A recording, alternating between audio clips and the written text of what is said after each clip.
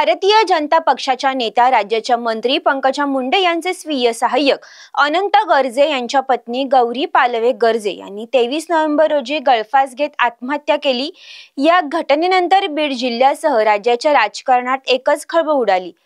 विधान परिषदेच्या उपसभापती डॉक्टर नीलम गोऱ्हे यांनी आज बीड जिल्ह्यातील पिंपळनेर या ठिकाणी जाट डॉक्टर गौरी पालवे गर्जे यांच्या कुटुंबियांची सांत्वनपर भेट घेतली। यावेळी न्याय मिळेपर्यंत मागे हटणार नाही, सक्षम सरकारी वकील उपलब्ध करून देण्याचं आश्वासन डॉक्टर नीलम गोऱ्हे यांनी गर्जे कुटुंबियांना दिलं आहे। पूर्वी मी आले होते शिरूर कासारमध्ये, तर शिरूर कासारचा उल्लेख नेहमी विधिमंडळात होतो आणि त्याच्यामध्ये इथे काही असणारे रस्ते किंवा प्रकल्प त्या पार्श्वभूमीवरती इथे मला बराचसा 5-6 वर्षांमध्ये फरक दिसला। थोडी घरं व्यवस्थित झालेली आहेत, त्याचबरोबर रस्त्यांची कामं चाललेली आहेत आणि शिरूर कासारमध्येच पिंपळनेर या तालुक्यात असल्यामुळे तिथे गौरी पालवे गर्जे यांचा जो दुर्दैवी मृत्यू मुंबईमध्ये झाला, आत्महत्या झाली, त्या पार्श्वभूमीवरती तिचे आईवडील त्यांच्या कुटुंबियांना भेटण्यासाठी म्हणून मी आले होते। त्यांची पण मी भेट घेतलेली आहे। विशेषतः काही त्यांना मुद्दे पुरवणी जबाबामध्ये द्यायचे होते आणि ते देत असताना ते पोलिसांनी घेतले नाही आहेत का त्याची प्रत्यक्षात दखल घेतलेली आहे याची त्यांना कल्पना नव्हती आणि त्याच्यामुळे मी पोलिसांशी बोलले आणि मुंबई पोलिसांशी बोलून त्यांचे जबाब घेण्यासाठी लवकरच म्हणजे पुढच्या 2-3 दिवसामध्ये ते मुंबईला जाणार आहेत। पोलीस संबंधित जे पोलीस अधिकारी आहेत, IO आणि त्यांचे DCP यांच्या उपस्थितीमध्ये जी अतिरिक्त माहिती त्यांच्याकडे आहे ती नोंदवून घेणार आहेत।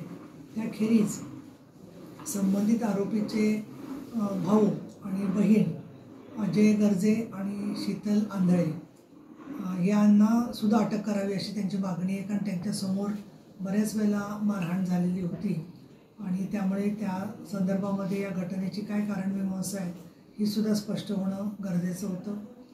त्याखेरीज मी उपसभापती आहे, एक आई पण आहे आणि त्यामुळे मला इथे सांगावं असं वाटतं की अनेक वेळेला गौरीला त्यांनी मारलेलं होतं।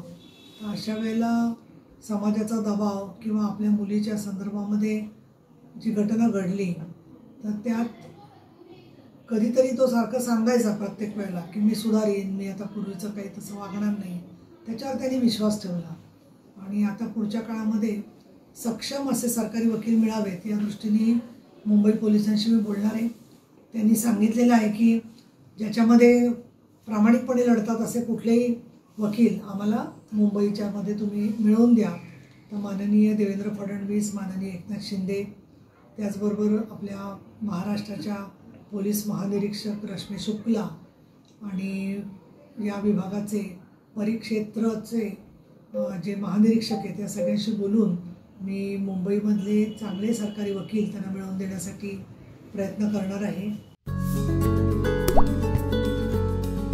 आता जोकासू STP या अत्याधुनिक जॅपनीज तंत्रज्ञानाने सुसज्ज, quick installation, energy efficient, noiseless blowers, low maintenance या आणि अशा वैशिष्ट्यांनी परिपूर्ण जोकासू STP तंत्रज्ञान प्रकल्प उभारणीपासून ते विक्री पश्चात समाधानकारक सेवा देणारी, भारताबरोबरच परदेशात देखील प्रकल्पांची यशस्वी उभारणी करणारी company Deccan water treatment private limited.